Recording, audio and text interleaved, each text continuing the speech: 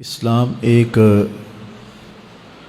ایسا دین ہے جو اپنے ماننے والوں کی ہمہ وقت رہنمائی کرتا ہے۔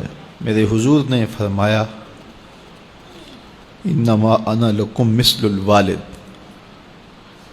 میرے غلاموں میں تمہارے لیے باپ کی جگہ پر ہوں۔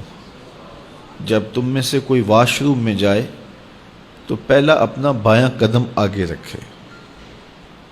تو جس طرح ایک باپ اپنے بیٹوں کو سمجھاتا ہے، بڑی سے بڑی بات بھی سمجھاتا ہے اور چھوٹی سے چھوٹی بات بھی سمجھاتا ہے، تو میرے حضور نے فرمایا کہ میں تمہارے لیے باپ کی جگہ پہ ہوں، تو تم واش روم میں جاؤ تو اپنا بایاں قدم آگے رکھو کہ میں تمہیں ہر طرح کی تعلیم دینے آیا ہوں۔ میرے اور آپ کے آقا و مولا حضور نبی رحمت صلی اللہ علیہ وآلہ وسلم نے ارشاد فرمایا سچائی طمانیت ہے، یہ اندر کا اطمینان ہے، یہ باطن کی روشنی ہے۔ والکذب ریبہ، جو کذب ہے، جو جھوٹ ہے، وہ عدم اطمینان ہے، بے چینی ہے، اضطراب ہے، ہر وقت ایک کھٹکا لگا رہتا ہے میرا جھوٹ پکڑا نہ جائے۔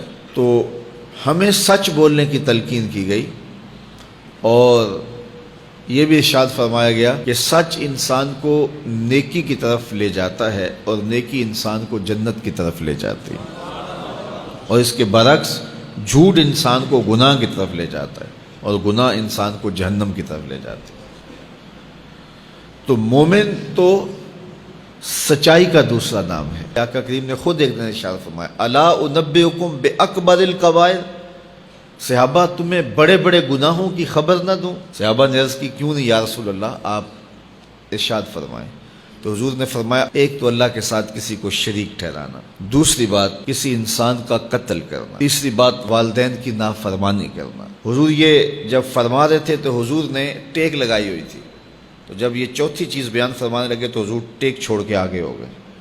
یہ کتنی اہم بات تھی، الا وقول الزور، فرمایا سن لو جھوٹی بات کرنا۔ تو جو گناہ بڑے بڑے ہیں، جہنم میں لے جانے والے ہیں، ہلاک کر دینے والے ہیں، یہ چار گناہ ان میں سے بھی آگے بڑھے ہیں۔ جھوٹوں پر اللہ تعالیٰ نے لعنت کی ہے، لعنت اللہ علی الکاذبین، باقاعدہ جھوٹوں کا ذکر کر کے ان پر لعنت کی گئی ہے۔ تو اس لیے مومن اپنی زندگی کے اندر سچ ہی بولتا ہے۔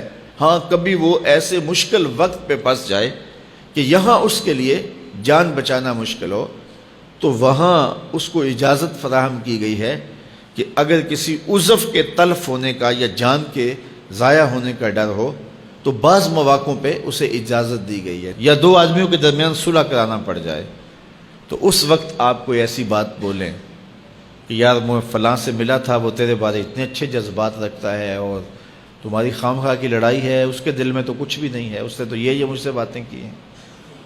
تو وہ کہے گا نہیں نہیں میرے دل میں بھی کچھ بھی نہیں ہے، 5-7 باتیں وہ بھی کرے گا، پھر تو یہ اس کو جا کے بتائے گا کہ وہ تیرے بارے تو یہ کہہ رہے ہیں، تو آپس میں دونوں جڑ جائیں گے، قریب پہنچ جائیں گے۔ لیکن وہ سچ جو دونوں کو آپس میں توڑ دے، دو انسانوں کی تفریق کر دے، تو وہ سچ بھی نقصان دہ ہے۔